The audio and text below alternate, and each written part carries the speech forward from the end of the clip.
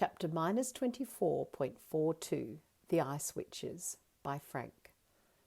Mum and Dad are both ice witches like me, said Jax, and all ice witches have the power to mesmerise with their words. It's hard for us not to have that effect on people, even when we don't want to. Somehow you humans have a tendency to come under our spell, especially when we speak. I love it, I said. Your dad is so wise. Hey, said Dad, what about me? Your own old man knows a thing or two. Or 70 million, I said. Dad laughed and went back to talking with Blizzard and Miguel. They were planning something, I could tell. Ben and I joined Sky and Minnow at the table where Darling was serving everything you could ever want for Christmas lunch. Each of us was allowed to dream up whatever our hearts desired, and it would appear on our plates.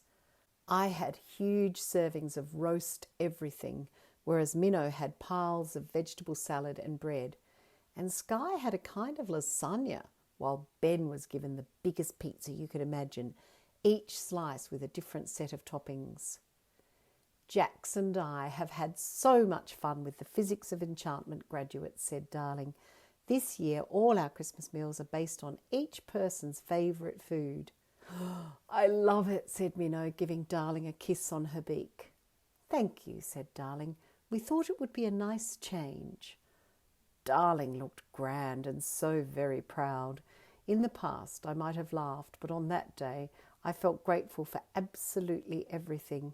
I even began to worry that I might cry, but I hid it. Well, the Frankster doesn't like to cry when people are watching. Once we'd all eaten a lot, Jax's dad stood up and cleared his throat. Angel has asked me to give a message from the land of ice and fire, he said, his voice deep and soft, and so I shall.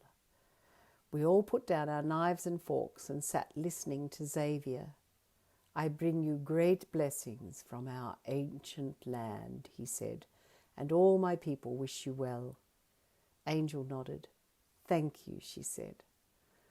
We hope you will stand with us, said Xavier, in opposing the forces of evil, especially those that wanted to use the time virus to harm the Walker family, also to harm my family.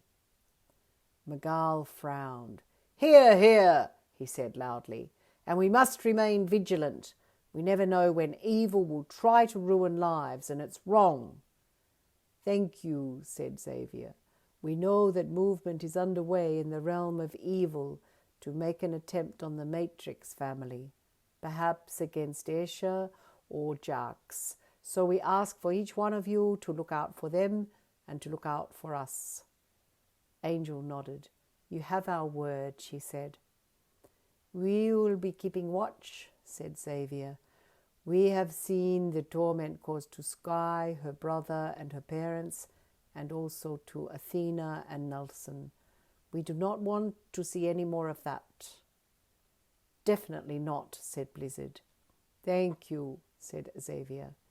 Now our Christmas message is, be bold and know that all of the heavens want peace and happiness across the universe.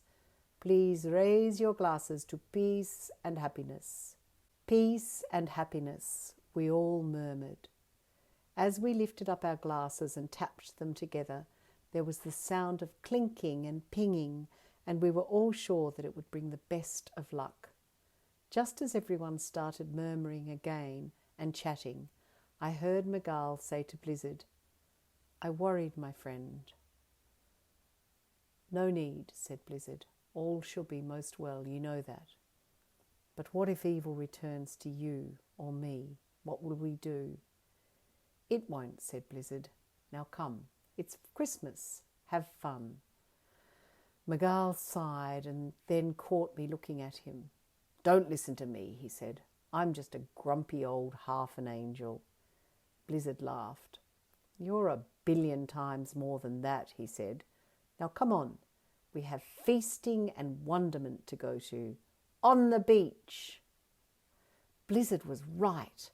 Later that night, after loads more food on the beach, We were drenched in showers of purple rain. We went to bed with the words, "Good luck," ringing in our ears. I felt certain that it was going to be the very best of years.